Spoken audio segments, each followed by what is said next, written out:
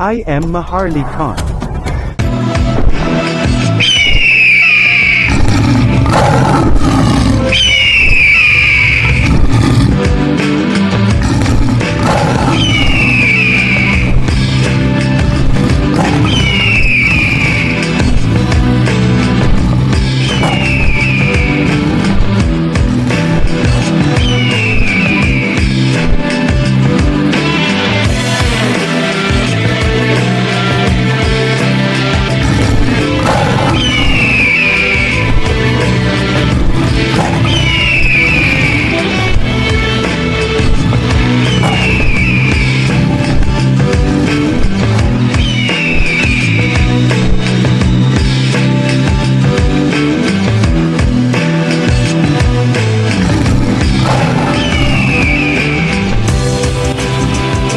Mabuhay ERPA po!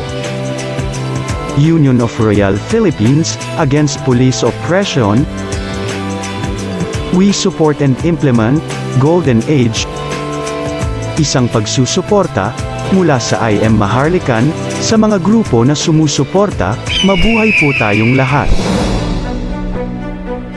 Surprise! Assalamualaikum warahmatullahi wabarakatuh. From the land of our forefathers, this is Queen Helen of Durajag, Elizabeth III.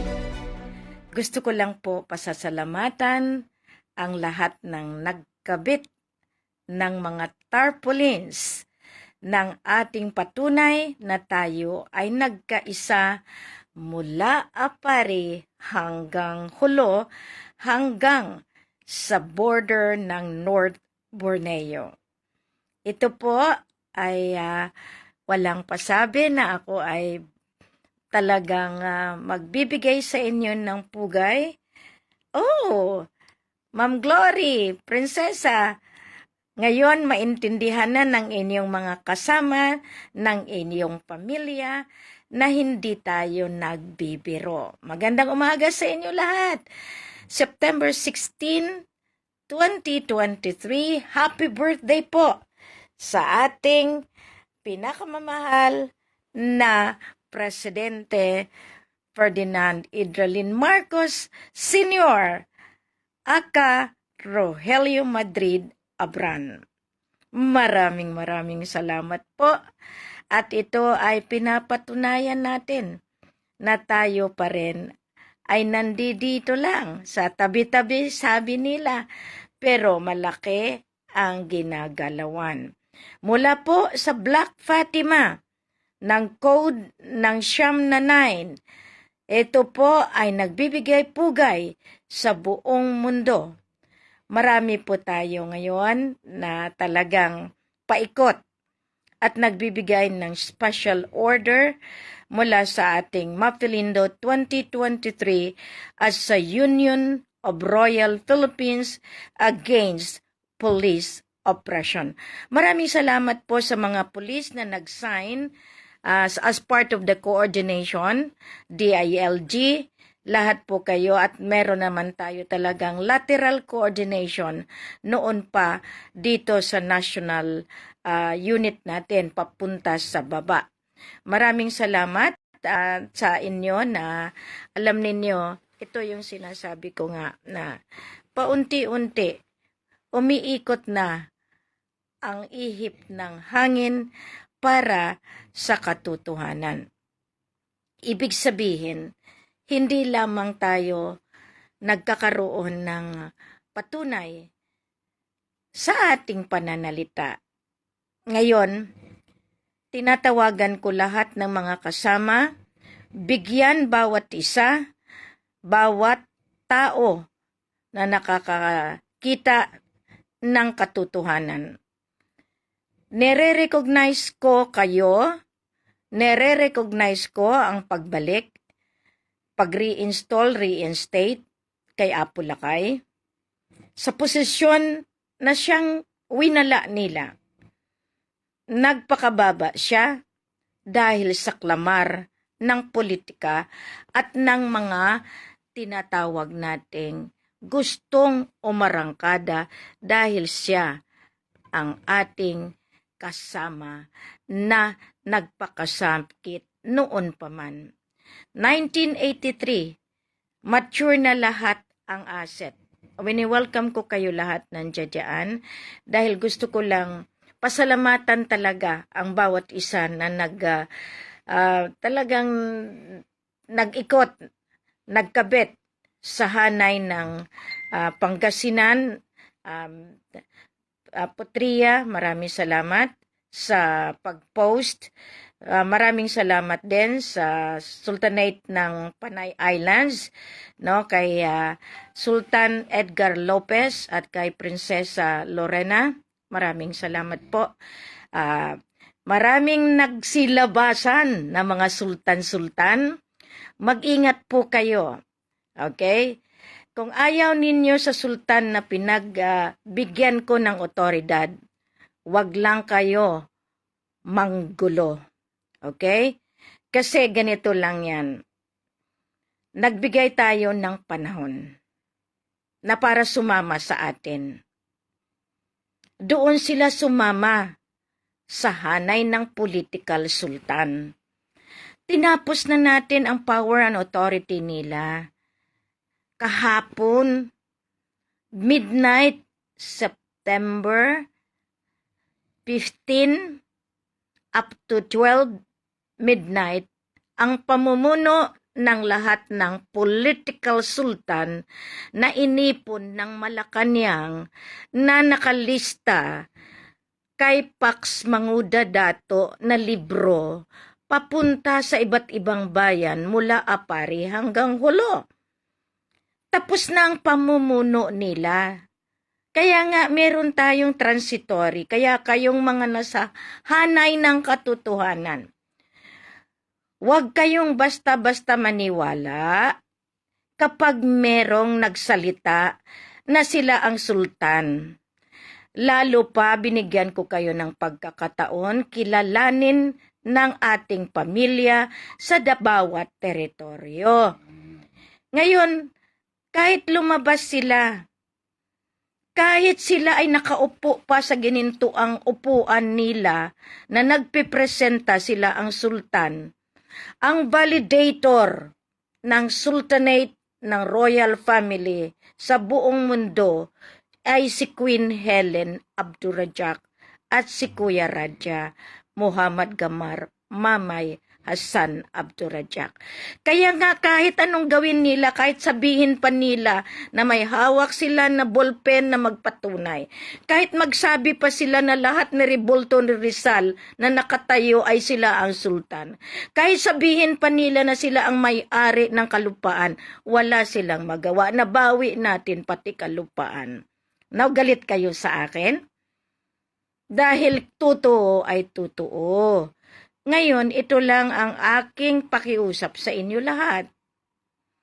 Ang programa ng Peace, Defense, Economic Development, Healthcare at Learning Program, and Renewable Energy at ang ating platada ng pagpatupad ng Golden Age at ng ating kaharian sa Philippine Islands na kung saan iyan na ang ating pinagmulang Royal Imperial Lupasug Islamic United Kingdom of Sulu in North Borneo. Ngayon yung mga taong nagsasabi bakit Islamic, nakalagay dyan United, ibig sabihin lahat ng tribo. Pinangungunahan lamang iyan ng Islamic dahil nga ang source of origin mula sa Lupasug ay ang talagang mga lolo at lola natin ay galing pa sa Taif, Saudi Arabia. At yan yung sa hanay ni Ismael, no, sa alam naman natin mula pa kay Abraham papunta sa baba, papunta sa atin. Kaya nga ngayon, mula dito sa atin papunta sa taas hanggang sa kalangitan, hanggang sa kailaliman, ay iisa ang ating mga dugo na nanalaitay. Ibig sabihin, hindi tayo basta-basta. Kaya nga, titingnan ninyo mabuti kung bakit noon pa, dinodokumento ko na kung sino.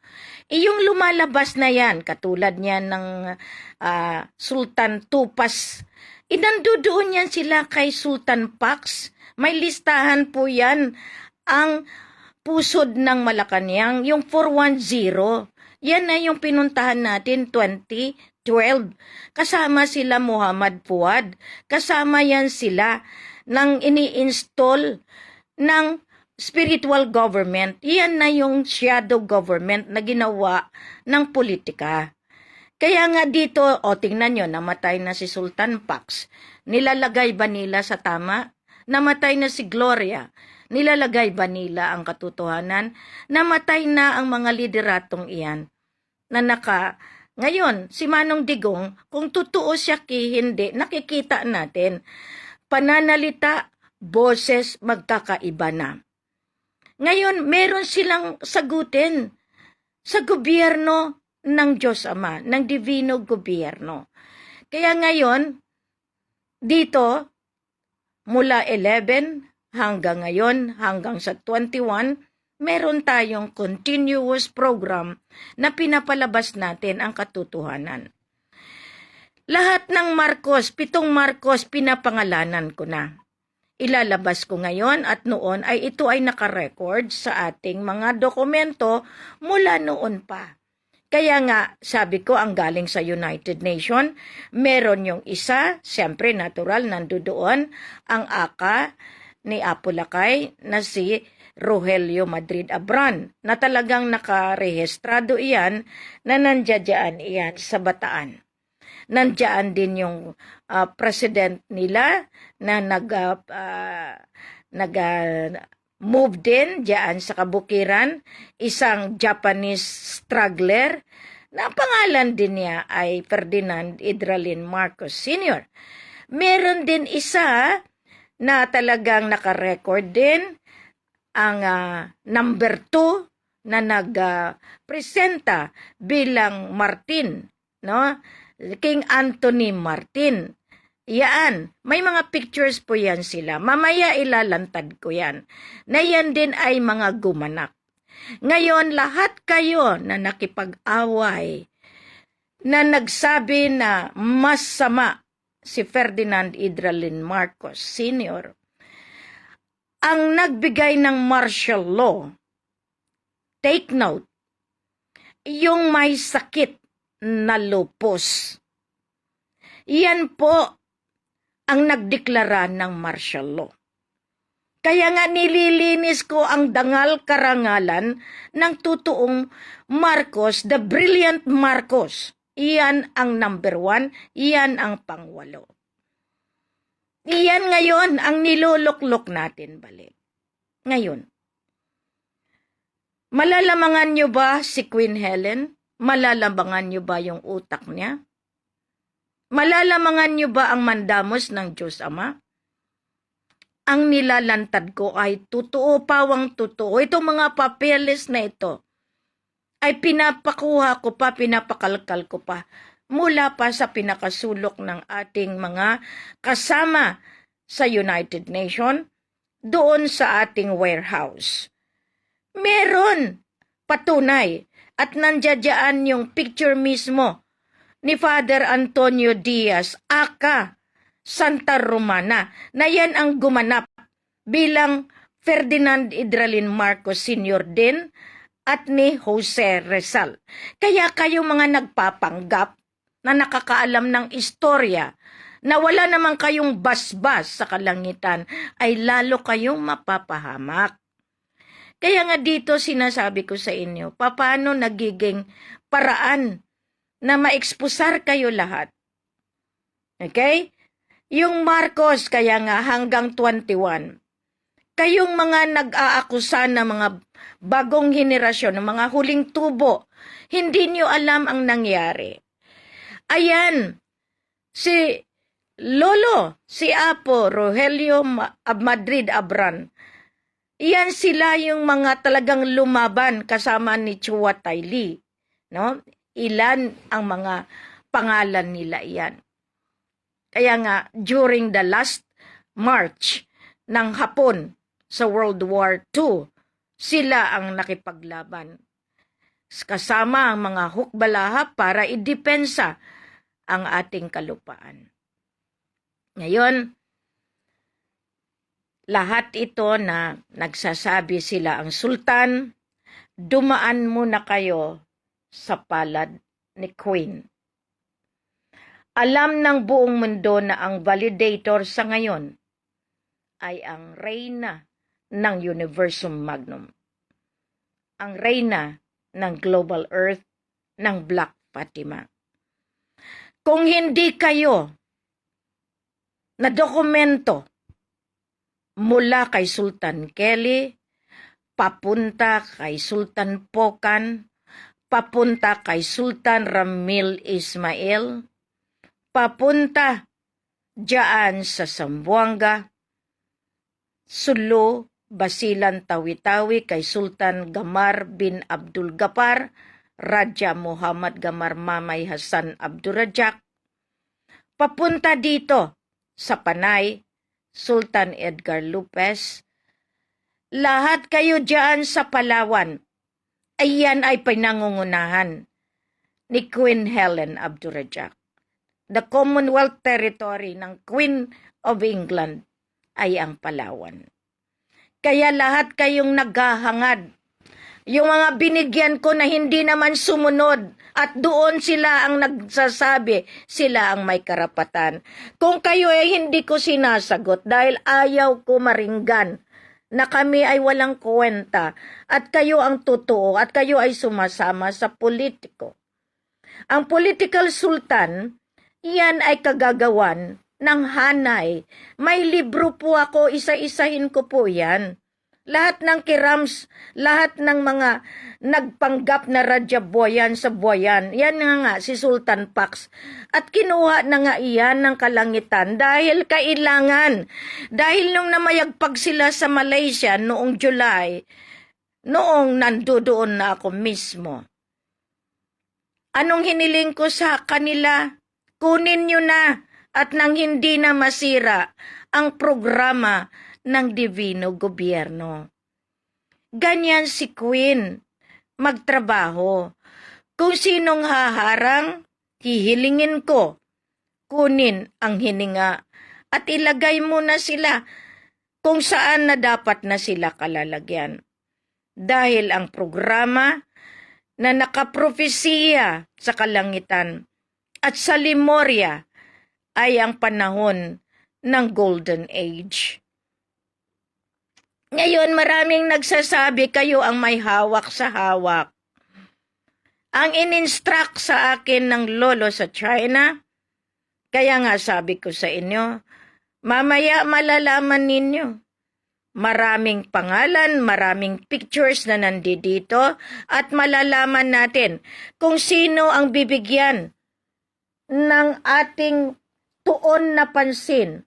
Kung itong niluluklok natin sa muli o yung mga nagdeklara ng martial law o yung mga nagpresenta na sila ang Marcos dahil talagang kinukuha ng Diyos Ama. Kasi hindi pwedeng sirain ang programa ng Maharlika, ng sagrado, koronado natin na pamilya.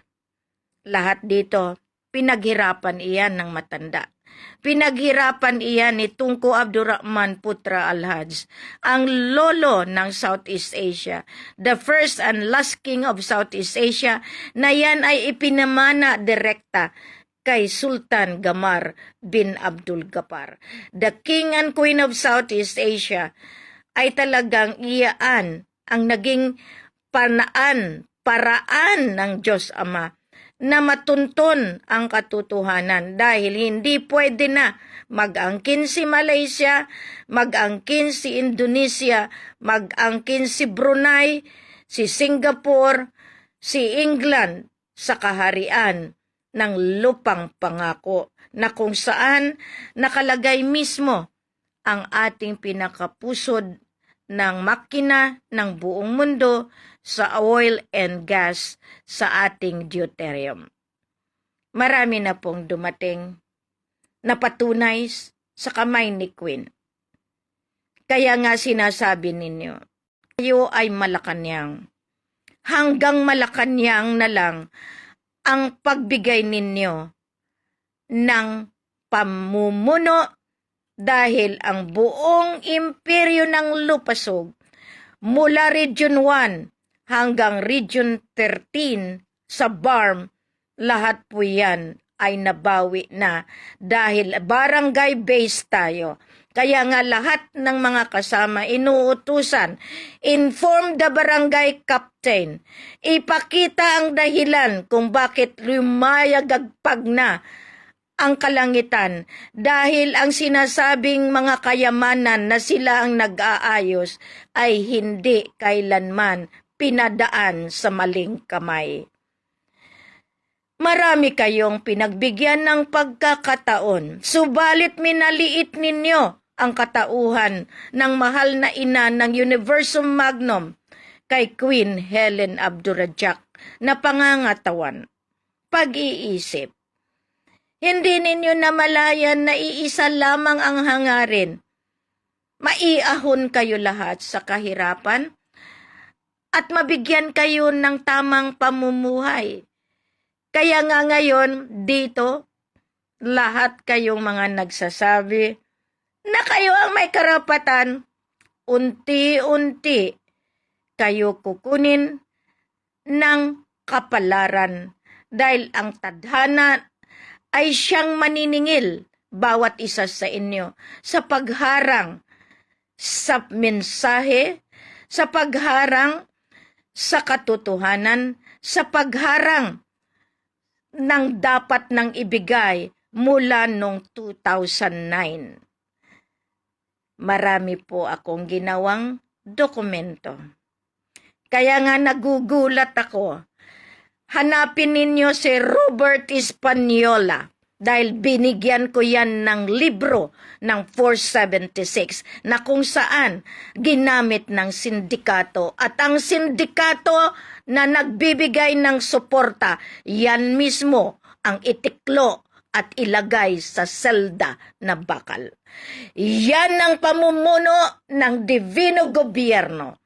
Kayo matatalino, pero ang angking talino ninyo, hindi nyo ginagamit sa serbisyo publiko na hinihiling ng Divino Gobyerno.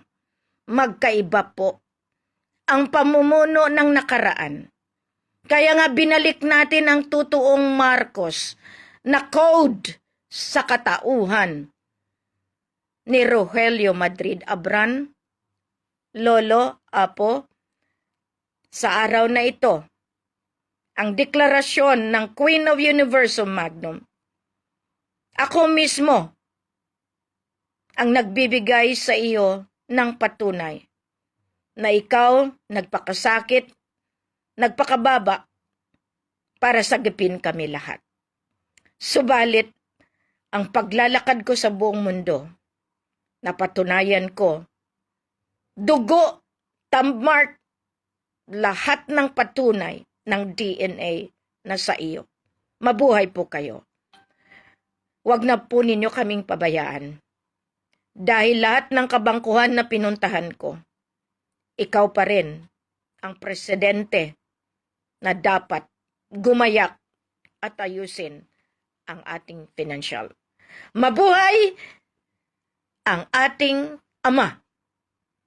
Mabuhay at nalinis ko sa araw na ito na hindi ikaw ang nagdeklara ng martial law. Mabuhay kayong lahat na nakikinig dahil ang pagsira ng karangalan at dangal at ang integridad, moralidad ni Kidethan ay siyang pataas ng mahal na reyna ng kalikasan, mahal na reyna ng sangkatauhan, mahal na reyna ng kalangitan ng Universum Magnum. Ito isang patunay. Ang lahat ng sumira ng dahil sa kayamanan, dahil ayaw ng Illuminati na tayo ay magkaroon ng buhay na napakaganda. Sila ang nag-umpisa ng World War I. Sila rin ang nag-umpisa ng World War II. Ngayon sila rin ang nag-umpisa ng World War III sa pamamagitan ng medical tyranny ng vaccination.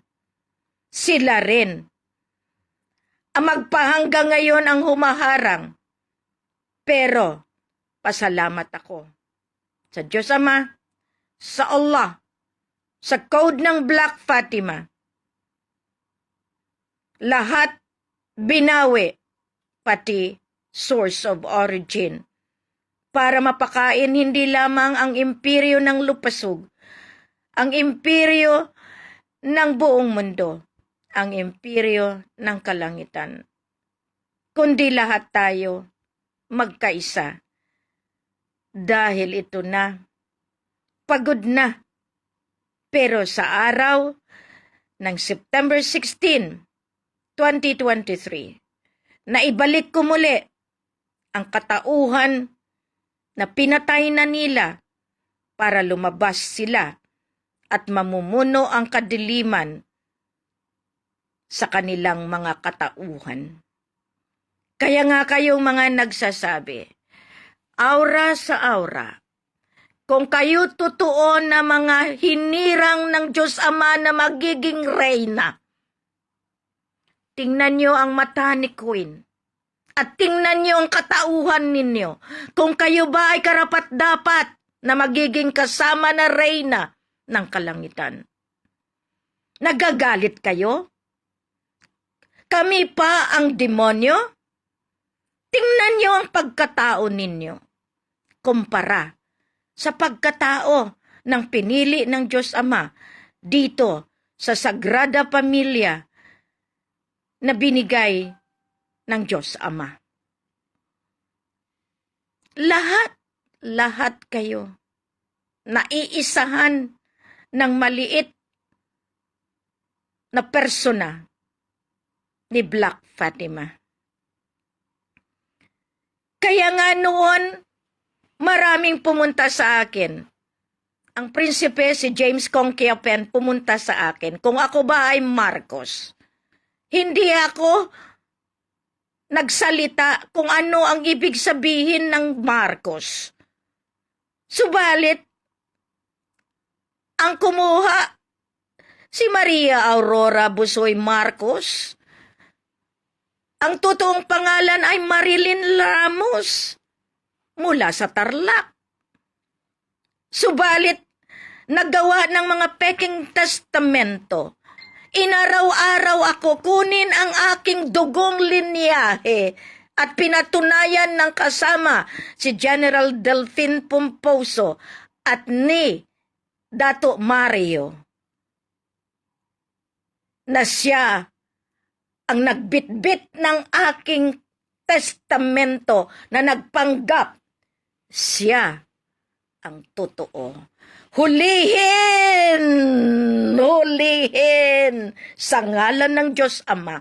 Hulihin ang babaeng iyan na minaliit ang pagkatao ng reyna ng Universum Magnum at sinabi na walang hiya ako at mapagpanggap at walang anak. Ngayon, sa araw na ito, inalalabas ko ang dalawang makapangyarihan na kaagapay ko sa pamumuno ng Universum Magnum. Ang aking mga anak, Putri Fatima Hafsa at Sharif Muhammad Al-Kaiser, kasama ang kanilang mga ama na pinili ng Diyos Ama na magiging kaagapay.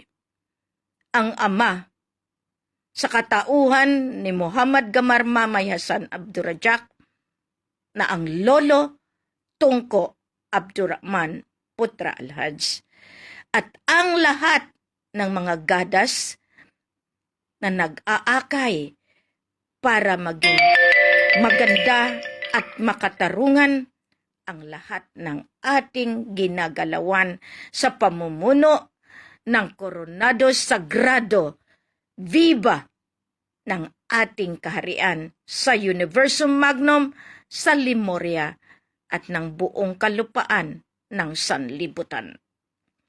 Sinabi ko yan noon, lahat kayo magkaisa, lahat kayo alalayan sa maganda. Umpisa po ito dahil ang ginawa ko ngayon, nilinis ko lang ang katauhan ni Ferdinand Idralin Marcos Sr. sa katauhan na aka ni Rogelio Madrid Abran na hindi siya ang nagdeklara ng martial law kundi yung Marcos na may sakit na lupus. Maraming salamat po. Happy birthday, Apo Lakay. At ito na yung paraan. Sana sa araw na ito, masisiyahan kayo dahil inilantad ko ang katotohanan ang siyang mananalo at siyang magwawagi dito sa buong mundo. Maraming salamat po. Masalam. Kita tayo ulit mamaya. Masalam. Mabuhay. Maharlika Kingdom of God, Lupasug Empire.